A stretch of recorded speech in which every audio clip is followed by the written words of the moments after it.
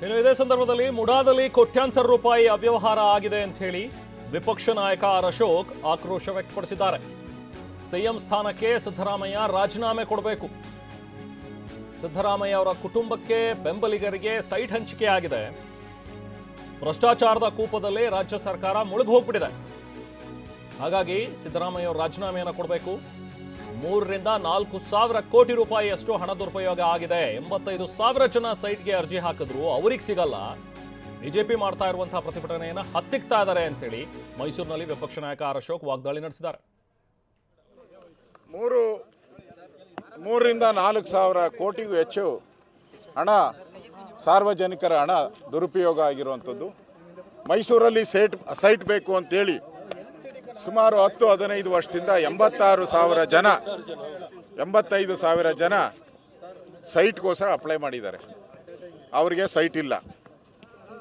ಇವರಿಗೆ ಸಿದ್ದರಾಮಯ್ಯನವರು ಅವ್ರ ಕುಟುಂಬಕ್ಕೆ ಮತ್ತು ಅವ್ರ ಬೆಂಬಲಿಗರಿಗೆ 100 ಸೈಟ್ಗಳನ್ನು ಹಂಚಿಕೆ ಮಾಡಿ ಭ್ರಷ್ಟಾಚಾರದ ಕೂಪದಲ್ಲಿ ಇವತ್ತು ರಾಜ್ಯ ಸರ್ಕಾರ ಮುಳುಗಿದೆ.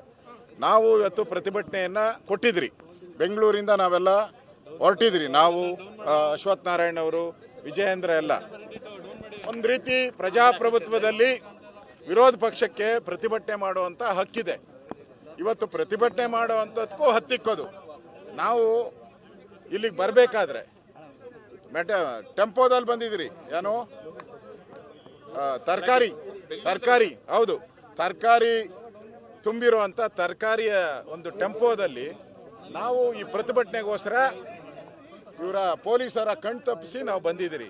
ಯಾಕೆಂದರೆ ನಾನು ಹಿಂದೆ 1975ರಲ್ಲಿ ಎಮರ್ಜೆನ್ಸಿಯಲ್ಲಿ ಈ ಪೊಲೀಸರ ವಿರುದ್ಧವಾದಂಥ ಒಂದು ಹೋರಾಟದಲ್ಲಿ ಪಾಲ್ಗೊಂಡು 1 ತಿಂಗಳು ಜೈಲು ಇದ್ದೆ. ನನಗೆ ಗೊತ್ತಿದೆ ಈ ಪೊಲೀಸರು ಹೆಂಗೆ ಎಲ್ಲೆಲ್ಲಿ ತಡೆ ಮಾಡ್ತಾರೆ ಅಂತ. ಅದೆಲ್ಲವನ್ನು ಭೇದಿಸಿ ನಾನು ಅಶ್ವಥ್ ನಾರಾಯಣ್ ಅವರು ಇವತ್ತು ತರಕಾರಿ ಟೆಂಪೋದಲ್ಲಿ ನಾವು ಬಂದಿದ್ದೀರಿ.